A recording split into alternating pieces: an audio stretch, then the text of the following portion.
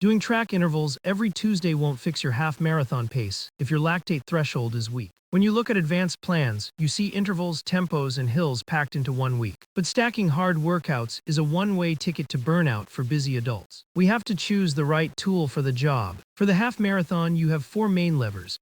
Threshold runs for stamina, intervals for top-end oxygen uptake, hills for strength, and strides for efficiency. Let's see what actually moves the needle.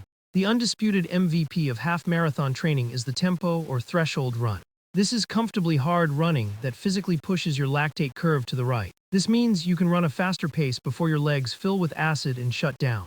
The mistake most people make is racing their tempos. Try 3 by 10 minutes at goal pace or a steady 20-minute block. Finish feeling like you could do one more. So where do traditional intervals fit in? Short, fast intervals improve your running economy and raise your aerobic ceiling. They build what we call a speed reserve. By raising your maximum speed, your half-marathon pace starts to feel mechanically much easier. But intervals are highly taxing. If your energy budget is limited, use them sparingly. Try 5 by 3 minutes at 10K effort.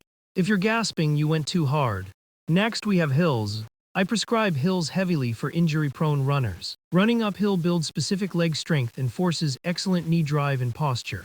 But it does it with a fraction of the impact stress that you get from flat ground track intervals. Finally, strides. This is the ultimate low-cost speed hack.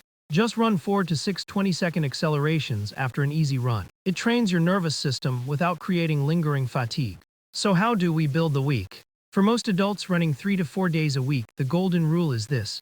Just 1 true quality session per week, plus optional strides. Don't let an impressive-looking internet plan trick you into overtraining. Honestly, if you're newer to the distance, you might not need a dedicated speed day. Just adding 1 more easy run improves your aerobic engine more than overcooked intervals. When you build your 12-week plan, rotate these stimuli. Early on, focus on hills for foundational strength. In the middle block, touch on faster intervals to build that speed reserve. In the final month, pivot heavily to race-specific, longer tempo runs. Your actionable step this week, pick just 1 quality session. If you aren't sure which, choose a 20-minute controlled tempo run.